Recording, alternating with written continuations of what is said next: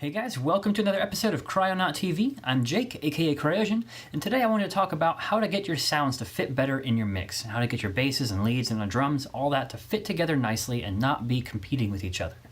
So I've got 5 great tips coming right after this.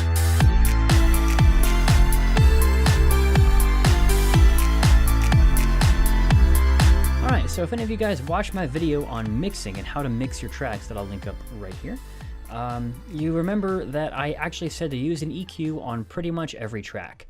There's hardly a single track that I don't EQ, and part of the reason for that is because it really helps make your songs and your tracks fit together. If you have, so like right here I have an EQ on my kick. If you don't EQ stuff, it has more or less the full spectrum of sound every single time. And especially for your higher end sounds, there's still going to be a little bit of the low end rumble that's going to be there and present in all of your tracks. That kind of adds up and just adds a lot of messiness to your song. You're not really going to hear much of a difference with each track, but it adds up and it just feels messy for some reason, and not in a good way. Just, you can't really tell what's going on exactly. But once you start putting a low cut in this, so, low cut everything out, sometimes a more extreme. That's an interesting one. You will actually notice everything sounds a lot cleaner and it fits together really nicely. I was amazed the first time I did that. I couldn't believe the difference. So rule number 1 for getting your sounds to fit together nicely is to EQ everything. Now, you don't need to do drastic EQ all the time. And actually here is one that I don't have an EQ on. But just a little bit. So for your bass, just cut out just a little bit at the very bottom. Here I'm cutting at 13 hertz. You can't even hear that anyway. Even at a club, you're not really going to feel that. So get rid of that and it'll clean up your mix a lot. And then cut out some of the high end if you don't need it. This is kind of a buzzy sort of bass, so I have more of the higher end up there. But here you want to cut out some of the low end. I have a couple things going on. Cut out some of the highs. And then especially when it comes to your lead sounds, you really want to try to piece them together and so that they're not having that many overlapping frequencies. So most of my basses are going to be right around, actually down here, 200 to 1,000 hertz, just depending on what kind of bass it is. So for most of my leads, I'm going to try and cut out, or at least lower the EQ around those frequencies. So got nothing there, got nothing at all there. This one goes a little bit lower. So I leave all this room down here for my kick and my basses mostly. And then try to have everything else kind of cut out a little bit or all the way so that they don't compete. Now, the song isn't quite finished yet, so some of the EQing isn't done. But most of the time, you want to have, like if this song is going to be boosted right here at 1.7 kilohertz, you want to come over here and then cut that a little bit at not with that one. You want to cut that a little bit at 1.7. And that way everything else is quieter, but that one sound is a little bit louder than everything else at that frequency, which lets the main frequency come through without being cluttered by everything else. And then it is being, brought down on all the other frequencies to let all the other sounds come through. Now, along with EQing and how you're going to get your sounds to be spread out across the spectrum here is to separate them into different octaves. So again, you want to have your basses down here in like the 1 and 2 octaves or something. And then a couple sounds up in here in the mids, and then you want to have the highs, and then some of your drum sounds are going to be up high as well.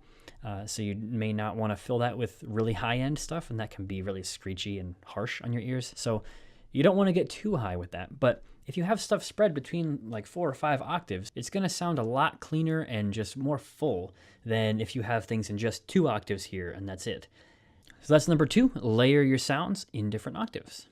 All right, point number 3. Is using panning to your advantage. This is something that I didn't use very well, at least for a very long time in my early music career, and there's a ton of producers out there that either don't think about it at all, and so they just ignore the panning aspect, or they don't really know how to use it, and so they shy away from it. But panning things left and right can make such a big difference. It's unbelievable. Like I said with EQ, it was mind-blowing how much cleaner it sounded when I EQ'd every track. When I started panning things to the sides again, insane. It makes such a big difference.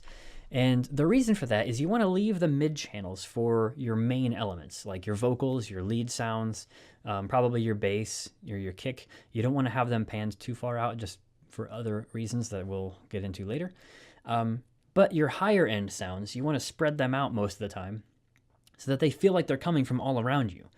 And that way, if they're not in the middle, that leaves the middle channel clear for your more important sounds that you're going to hear from both speakers at the same time. They're going to hit you at the same time. So one great way to use sum panning is this tool right here, the auto pan utility. Basically, it puts an LFO onto your pan, and so things move left and right depending on how much you want and your rate, how fast they go and everything. So that can be a really cool effect. I have it on some hi-hats right now. So real quick, here's an example of the auto pan with the hi-hats, just so you can kind of get a feel for what's happening.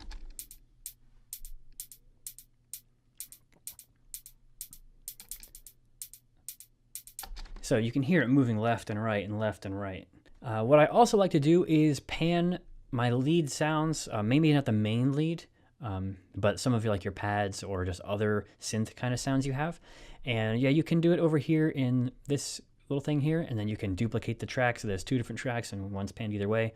What I've been doing lately though is making an instrument rack, grouping them together and duplicating it, so then I just pan it in here, which means that I only have one set of all of these effects, utilities, plugins, and everything. And pretty much only the main synth in this case is getting duplicated, which saves a lot on CPU usage, and it just makes it a lot easier to mix. So with this lead that has the two channels that are panned out wide, here's what that sounds like with them actually panned.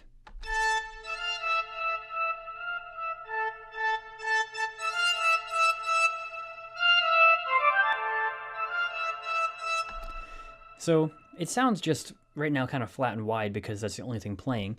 But real quick, if we turn these off and then just do the one.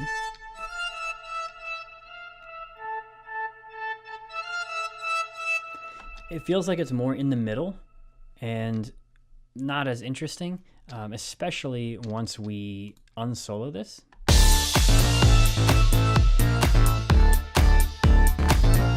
Again, it's right in the middle, trying to compete with the main bass line and everything else that's happening right here. Instead of having everything in the middle coming at you at the same time like a brick, when you spread it all out, it just feels more full and feels like you're immersed into the sound. So panning really helps your stuff move out and create space in the middle for the more important elements. So in the same way that panning moves things to the left and right, if you use effects kind of like reverb and other maybe delay, that can help make your sounds feel more like in the front or kind of in the back behind you or subdued or things like that. So as an example for reverb, we have this sound right here, which sounds like this.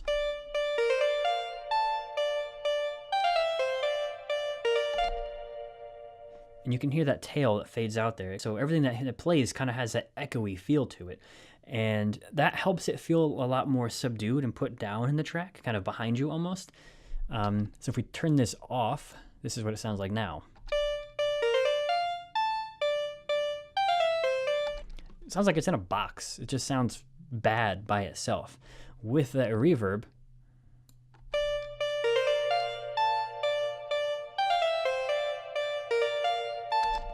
you know, it has a lot more life to it, I guess. It doesn't feel just dead and like an electronic synth. It feels like real music. It's kind of alive. If you turn off this reverb and play the whole track,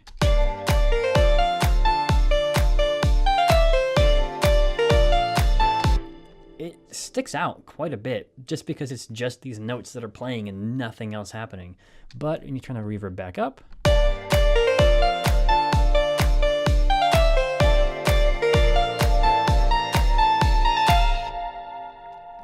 there's that echoing going around and it feels more realistic. And so that helps this sound fit into the song much, much more than if there was no reverb at all. So point number 4 is that effects like reverb and delay especially can be used to help your sounds fit much better in your mix. All right, point number 5, compression. You probably guessed it, but when you have a lot of different sounds going on at the same time, compression really helps bring all the tracks together and kind of squashes them a little bit to make it feel more cohesive. So the low sounds are brought up a little bit to be on the same level as everything else, and those really high, loud sounds are squashed down so they're not too dramatic. So there's a few different ways you can use compression. I almost always have a compressor on my drum group. So here I have a glue compressor. I like the glue compressor for certain things. And on my drum bus, my drum group, I pretty much always use this one. And so what that does is take all of your drum sounds and raises the volume until it crosses the threshold right here at -18.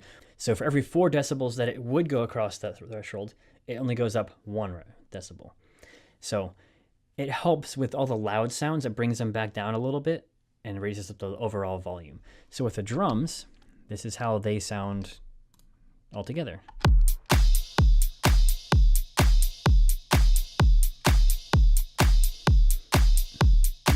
If we turn this off,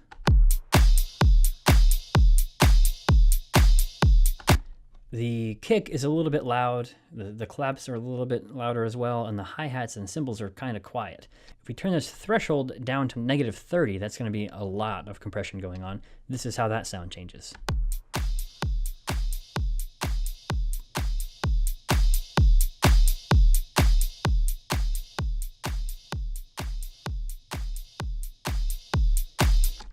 So it really helps bring things together and kind of even out the sound overall. Now, what you can also do is, like on my basses here, I have 2 different basses, and they sound like this.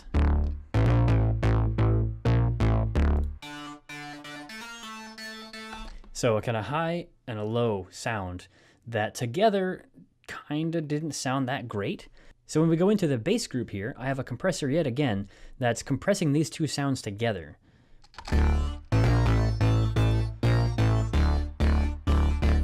See, this needle is like pretty much barely moving. I need to adjust that a little bit, but if we bring it down a lot,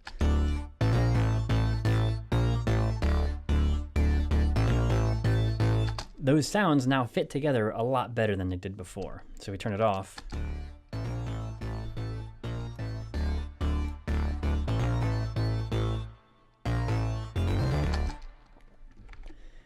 You can hear that, for one, it got a lot quieter.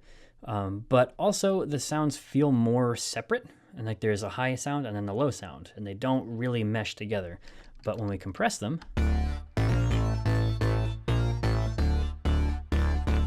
they fit a lot better together, and it kind of melds together almost as if they're one sound. And that's the whole point. And you can do the same thing for all your leads and everything like that.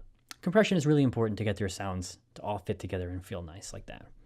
So if you're not really sure how all these different things can actually work in your songs, or if you wanted to see more details about how these things work, there's going to be a link in the description below where you can actually get this project file and look through all the different things that I'm doing. You can look for the panning that I have going on, the different EQing on every single channel almost. You can look at the compression and all that, how that's working together to make everything fit nicely together. So go check that link out if you want to download it. And if you have any questions, definitely let me know, because I know this is somewhat of a confusing topic sometimes and can be complicated. But trust me, this is the way to make your sounds fit together. Those 5 things cannot be missed. They're huge. So if this helped you kind of learn a little bit about how to get your songs and sounds to fit together better, go ahead and like that video and subscribe to see more of this stuff.